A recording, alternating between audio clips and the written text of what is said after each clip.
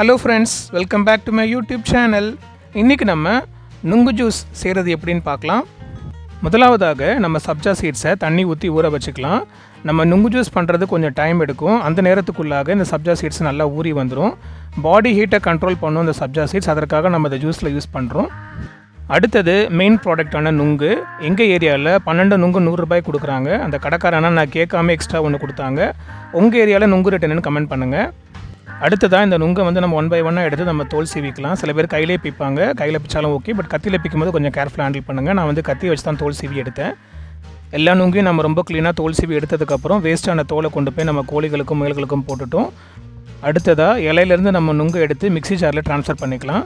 13 நுங்கு கிட்டத்தட்ட பார்த்திங்கன்னா ஒரு 200 ml தாராளமாக போதும். 200 ml பால் ஊற்றி மிக்ஸ் பண்ணிவிட்டு கூடவே 5 ஸ்பூன் சுகர் ஆட் பண்ணிக்கலாம். உங்களுக்கு வேணும்னா எக்ஸ்ட்ரா 1 ஸ்பூன் சேர்த்துக்கோங்க, தப்பில்லை. அடுத்ததாக ஜாரோடு சேர்த்து ஐஸ் க்யூப்ஸை நம்ம சேர்த்துக்கலாம். இப்போ எல்லாத்தையும் மொத்தமாக சேர்த்து அரைச்சி எடுத்துக்கணும். மிக்ஸி ஜாரில் அரைச்சி எடுத்ததுக்கப்புறம் நம்ம ஏற்கனவே ஊற வச்சிருந்த சப்ஜா சீட்ஸ் நல்லா உப்பி வந்திருக்கும். இப்போ அதை அந்த ஜூஸோடு சேர்த்து மிக்ஸ் பண்ணிக்கலாம். மிக்ஸ் பண்ணதுக்கப்புறம் ஒரு பெரிய கண்டெய்னரில் அதை ஊற்றிட்டு நல்லா ஒரு கரண்டி வச்சு 2-3 கலக்கிட்டு அதை அப்படியே தூக்கி நம்ம ஃப்ரிட்ஜில் கொஞ்ச நேரத்துக்கு வச்சிடலாம். ஒரு 30-40 நிமிஷம் கழித்து ஃப்ரிட்ஜிலேருந்து வெளியே எடுத்துடலாம். இப்போ நம்ம நுங்கு ஜூஸ் ரெடி ஆகிடுச்சு. நிஜமாலே சொல்கிறேன், ஒரு சூப்பர் அல்டிமேட் டேஸ்ட்டாக இருந்துச்சு. நீங்களும் ஒரு ட்ரை கொடுங்க.